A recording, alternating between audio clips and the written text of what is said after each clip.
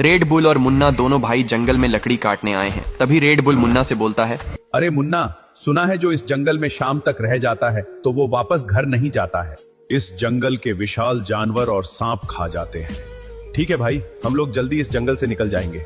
उसके बाद दोनों भाई एक सूखा पेड़ देख लेते हैं और उसे काटने लगते हैं। उस पेड़ को काट कर नीचे गिरा देते हैं और उस पेड़ को टुकड़े करने में अंधेरा होने लगता है। तभी मुन्ना रेड बुल से बोलता है, अरे भाई, मुझे डर लग रहा है, भाग चलो इस खतरनाक जंगल से। नहीं मुन्ना, हम लोग बहुत मेहनत से लकड़ी काटे हैं, उसे घर ले चलेंगे चाहे रात क्यों ना हो जाए। उसके बाद दोनों भाई लकड़ी काटते रहते हैं। कुछ देर में पूरा अंधेरा हो जाता है और दोनों भाई लकड़ी लेकर पीठ पर चल देते हैं। भाई, मुझे डर लग रहा है, एक काम करो, आप आगे चलो, मैं आपके पीछे से चलता हूँ। ठीक है मुन्ना, मैं आगे आगे चलता हूँ, लेकिन तुम डरना मत। जब तक मैं इस जंगल में हूँ तुम्हें कोई कुछ नहीं करेगा। चलो। उसके बाद दोनों चल देते हैं। रेड बुल आगे आगे चलता है। तभी पीछे से मुन्ना अचानक गायब हो जाता है। उसके बाद रेड बुल पीछा देखता है तो चिल्लाता है, छोटे भाई मुन्ना, कहाँ हो तुम?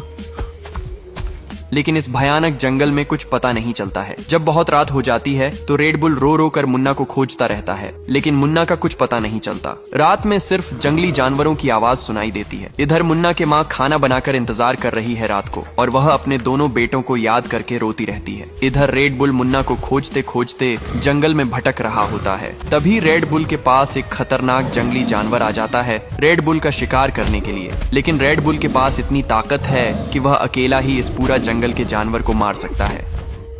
रेड बुल उस जानवर को ऐसा मारता है कि वह वहीं पर मर जाता है। जब सुबह होती है तो मुन्ना की माँ भी अपने बेटों को खोजने के लिए उस घने जंगल में चल देती है। इधर रेड बुल घने जंगल में रो रहा होता है पेड़ के पास बैठकर। लेकिन रेड बुल को क्या पता कि जिस पेड़ के पास वह रो रहा है उसी के पीछे एक मोटे पेड़ के पास चिल किंग और शेर किंग मुन्ना के हाथ पैर बांध कर रखे हुए हैं, क्योंकि टाइगर ने मुन्ना के पकड़कर इन दोनों के दे दिया। मुन्ना भैया भैया चिल्लाता रहता है, लेकिन मुन्ना के मुंह में कपड़ा होने के कारण उसकी आवाज रेड बुल तक नहीं पहुंचती। इधर मुन्ना की माँ जंगल में जैसे ही आती है तभी घने जंगल के भयानक जानवर मुन्ना के माँ को खाने के लिए घेर लेते हैं। इसके आगे क्या होगा ये देखने के लिए लाइक सब्सक्राइब करके कमेंट में पार्ट 2 लिखना ना भूलें।